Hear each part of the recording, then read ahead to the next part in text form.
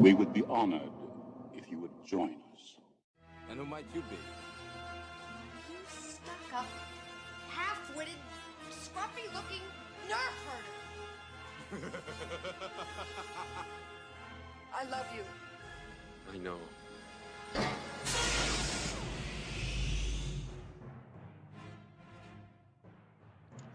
Hello everyone and welcome to Frozen in Carbonite. This is my next installment of a deck discussion video, and so this is a deck that I'm going to talk about tonight. Is one I've recently been playing. Haven't managed to test it out against too many things, but the decks I have tested it out against, it's performed quite well, and if it hasn't performed well, it's performed good enough that you got a good game out of it. So to start with, I wanted to build a deck around Bosheks and a new set. So I've got two Boshek in. So if we just go over what good things that Boshek's got. So it is the set that has the smuggler affiliated fake cards. Now these fake cards are really good because they can turn off your opponent's triggered abilities during an engagement, which in this game is very important. So they can stop certain events from being played, and it can just really give you a bit more peace of mind if you manage to are able to get this to trigger. And the good thing about it is, yes, these are designed to mainly target scum cards, but there's also neutral cards it affects. So the person when they're playing, you've got to be careful of what neutral cards they put into the edge. So there's that. Then you've got Boshek, who's a brilliant card, I have to say so myself. It's free cost, free health, and the best thing about it is not only is he elite, he's got edge X, and X is the number of fake cards in your discard pile. Now this deck I'm putting together, altogether I think it's got about 10 fake cards in, so no, actually more than that, 12 fake cards in, so it's very plausible for Boshek to mostly have his edge free. Elite's great.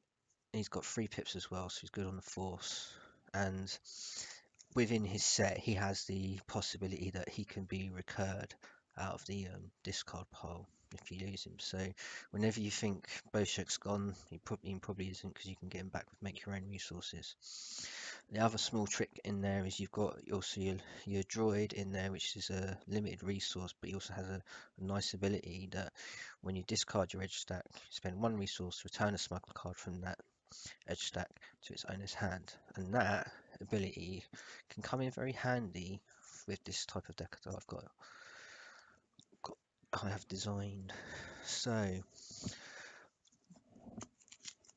Boshek, its key thing is, I feel, is edge. So the best way to maximize edge, if you know you're gonna, you know you're likely to win edge a lot, then you've got to design around effects that benefit off of that. And one of Smuggler's key sets that has been ever since they first came out would be the Falcon and Asteroid Sanctuary. So Asteroid Sanctuary is a great objective to have out when you know you can win edge battles very easily. So after you win edge battle, draw a card. Pretty simple. So Falcon, everyone knows Falcon. So strong bit with the Falcon, obviously the Falcon itself, so you pay for it, get a strike. It's got edge as well, and then you can bounce it into bounce off characters. Everyone knows that bit.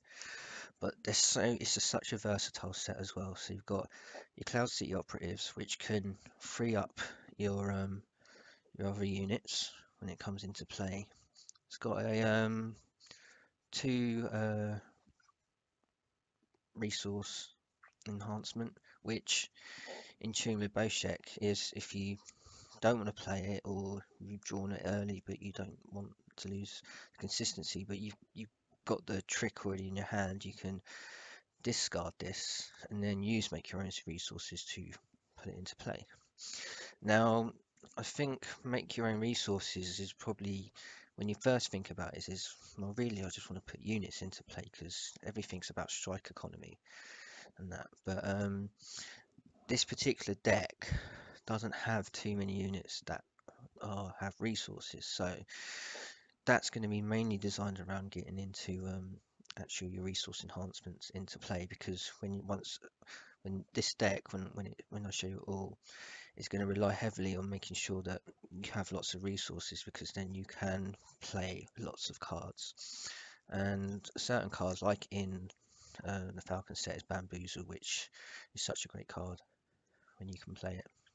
Not only that, but when you've got characters with high edge, Twist is just a magic card, because not only do your opponent have to commit more cards to the edge battle to beat your edge, if you can twist away that first couple of cards, you're well and truly there to win that edge battle. So, and if you're winning edge battles consistently, I mean, you're striking first and you're doing what you need to do. So, Falcon was like an auto include with Boshek, in my opinion. Now, so where this deck takes my twisted turn is I've got 3 sets here, which when I picked them, I think a lot of people um, locked onto this when we found out what Ezra could do, and I've been doing discussions with Jarrett Gray, who's a big fan of some of these sets. So I'll just put all the sets out at once. So we got House Edge, which is Gamblos, Last Warrior, and Stand Together. Now, the synergy between these 3 sets is their discard effects, and that ties in very well with the edge and winning edge battle effects. So to even make it more of a case that you're winning edge, I'm going to cause the enemy to discard cards, so that A, they are never going to win an edge battle. 2, they might have to start sacrificing some of the events they want to play. So it really makes it difficult for them to do things during the edge battle. So just to quickly run through what some of these sets have. Now, Gamblo set, I'm finding on this is one of my new loves. I know Jarrett he sold me on it, and then since I've been playing it, I'm like, actually this is really a really good set. Probably when it first came out, people didn't see it, but I think now it's just got the potential to totally change things. So Gamblo himself, it's a 4 cost 3 health unit.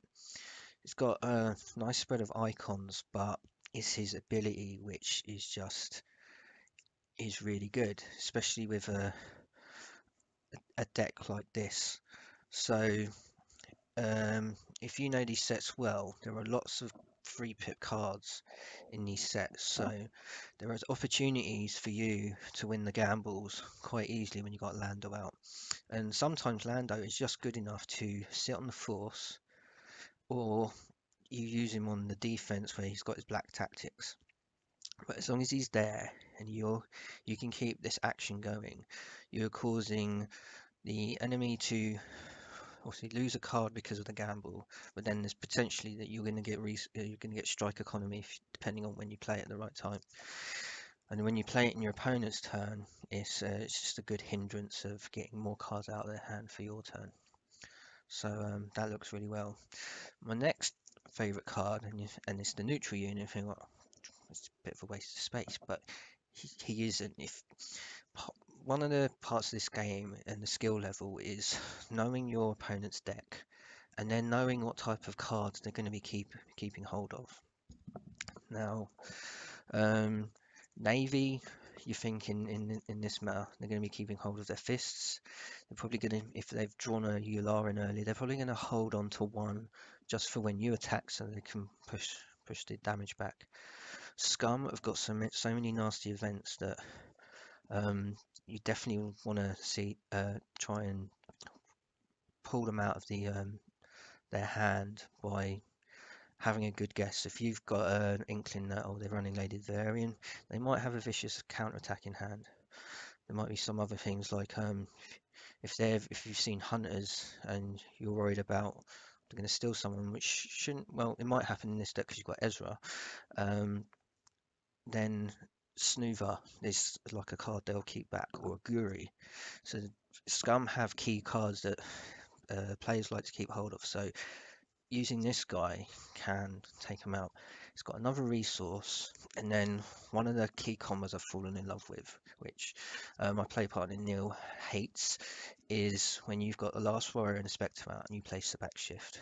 Now that can just completely, if you've got your board built up and you're ready, playing that just completely opens up the game because you can attack freely, win edge battles, you can start doing all your tricks, and there isn't too much the dark side can do.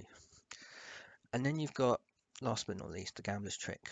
Now, this was not well thought of when it first came out, but in this deck, it's another fake card that Boshek can you trigger off once it's in your discard pile. But with the amount of unique units in here, so you've got 2 unique units in Boshek's. You've got the Falcon, you've got Zeb, you got Lando.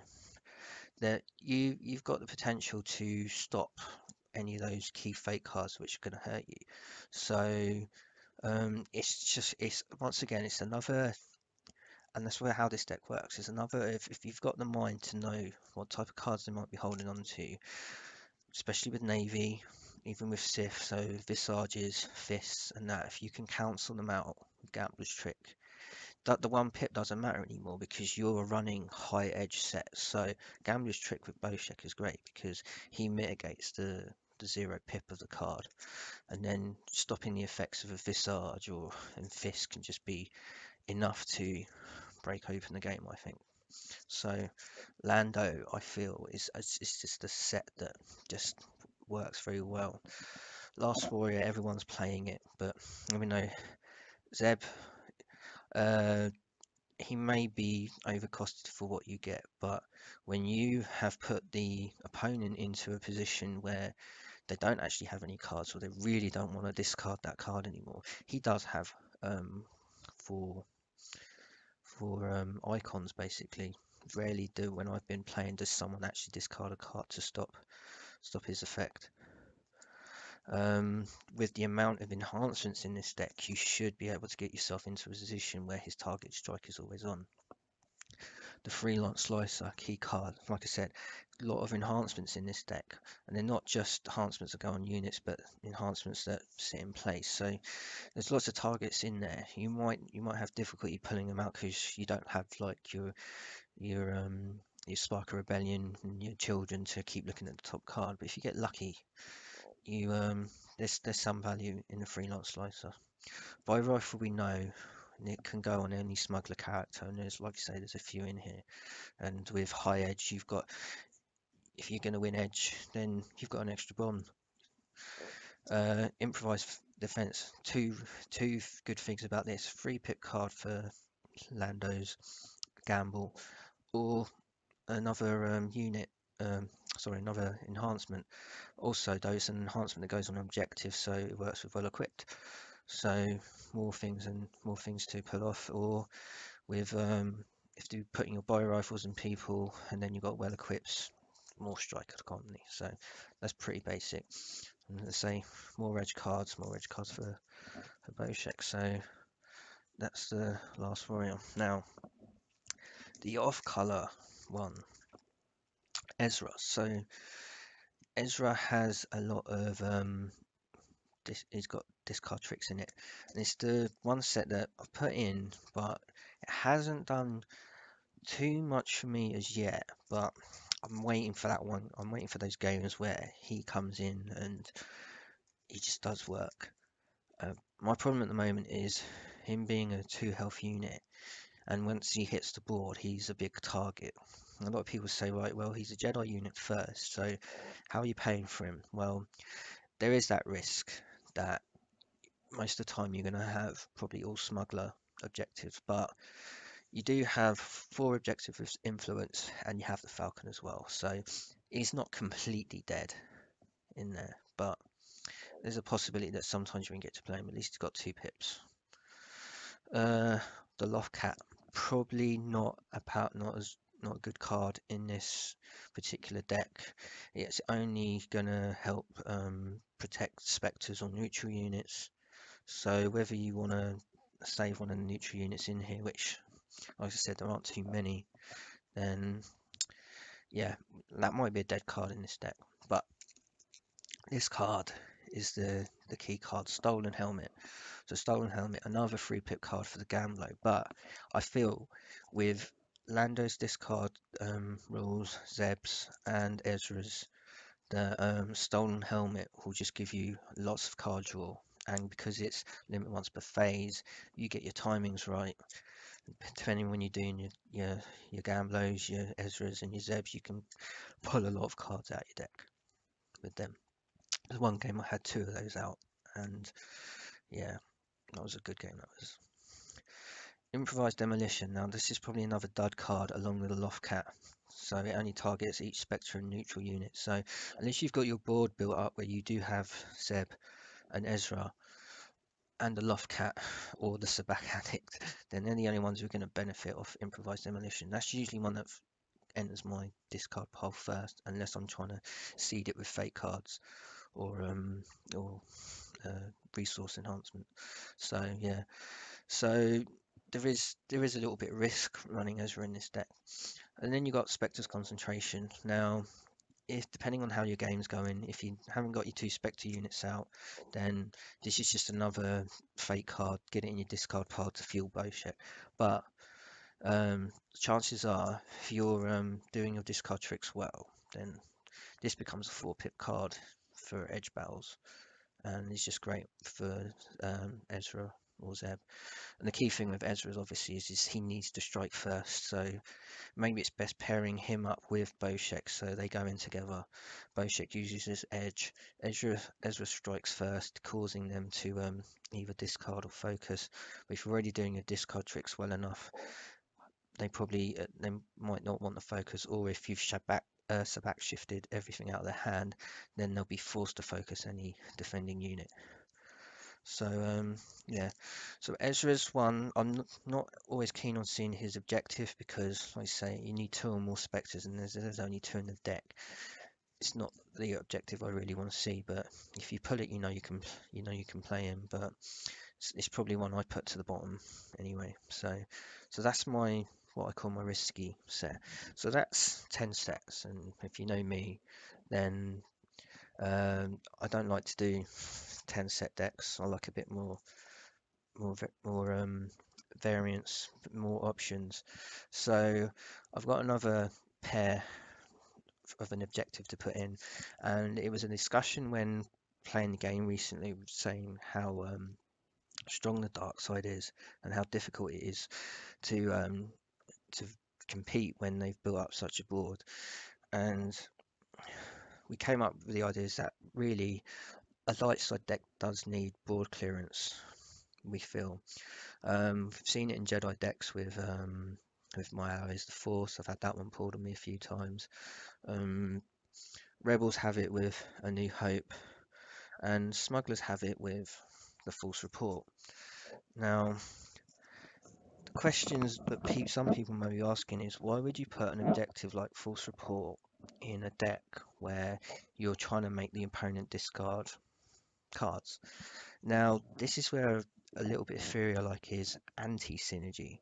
So you can make your deck completely synergize by having all things that point towards one thing. So this is winning edge, making the opponent discard cards. And then I like a bit of anti-synergy. So if your opponent is managing to somehow combat that, your main synergy, then you've got some anti-synergy to combat against that. And what I mean by that is, so if it's the opponent's turn and they're like, I'm sick of you discarding all my cards, stuff like that, so I might only play 1 unit to keep my hand. And when that happens, then a set like the False Report then comes in really handy, because then you say, oh, well, you're going to keep the majority of your cards, and you're going to, if I don't have the last 4 out, you're going to draw more cards because you really desperately keep wanting to win edge battles, that's okay. I might let you do that, because then I'm going to start playing freeholders for really cheap. And that's when the anti-synergy comes in. Not only that, is freeholder set has another resource card, and you can pull that out with make your own resources. There might be a point in the game, if you've been playing you make your own resources and have been playing resources normally, you could have a lot of resources out where playing freeholders for their full cost might not be too hard. Would be even worse is playing freeholders for a slightly reduced cost, and then back shifting away their hand to a point where whatever cards they've held on to doesn't really matter. Once again, outmaneuver, another good trick, but also another free pip edge card, but also another free pip card for Gambler. So there is synergy here, even if it doesn't appear so at the time. And then, like I say, if there is those games where you're getting overwhelmed by, like I see it with Scum, they build up so bad against me, and then I'm like, how the hell am I going to get through that? And then you've got a lot of aggro Scum decks that are coming in who want to attack because they're desperate to speed that dial up. That's where False Report can help if you can make it the next set. So yes, I know it's 12. May reduce my chances of getting a false report there, but the fact that having it there, and whether you decide to reveal that information early or not, can affect psychologically people playing aggro decks. So Imperials will be maybe less likely to throw damage back, or if they do, they will do it in a way where they won't completely destroy you. Might buy you a little bit more time, because then they're waiting for the dial to tick up to a certain point until they can take all out. But if they're waiting like that, then it might be an opportunity for you to say, right, I'm going to prepare for my one big turn before they do their one big turn. And then it's seeing who can get the edge basically over that. So that's the deck. So we have 2 Boshek, 2 Asteroid Sanctuary, 2 House Edge, 2 Last Warrior, 2 Stand Together, and 2 False Report. So that's 12 sets, and I'll put the question out there is, now that I've explained it, and yes, there's synergy, anti-synergy in there, which I really like, but what would you change to possibly make this better? Now, after listening to what I've just said, I get the feeling Ezra's probably the one who possibly might get cut, but Ezra has such the great ability, which helps the discarding cards effect. I don't want to really lose him. He's also got the Stolen Helmet, which is a great way for drawing cards, and relatively it's a cheap set as well. There's no high costing cards in there, and I'm reluctant to cut it. I'm wondering if maybe cutting it just to a one-off, possibly to get it down to 11. I think 11's a more fairer number. Maybe people agree if you like playing larger sized decks, but I've been playing it as a 12, albeit I've only played it mainly against creature decks, and they've been tough games. They say they haven't been easy, but a lot of the effects in here mitigate what creature decks can do. So when they keep drawing cards and pulling certain creatures back into the hand, it's that knowledge of what they've got in their hand that makes sets like House Edge and that really work. So it's definitely I'd call it's like a scoundrel deck. It rewards players for those who have a thinking kind of mind, thinking about what the opponent has in his hand, and ways to combat that. So let me know your opinions. I'll gladly take comments and questions. I know I don't get many, but I'd like to hear it about this deck, because this is one I've been enjoying recently. And as you know, Smugglers hasn't really been in the limelight, but the Spectres have put some new life into it, and I think Boshek is starting to be a key set that can start pulling Smugglers back into the game. And hell, if we can make sets from Imperial, smuggler sets from Imperial entanglements work, that's got to be a good thing, hasn't it? All right, so I'm gonna finish off there. Hope you've enjoyed this deck discussion. Like I say, comment away, let me know what it's like, and look forward to doing the next one. Thank you, everyone.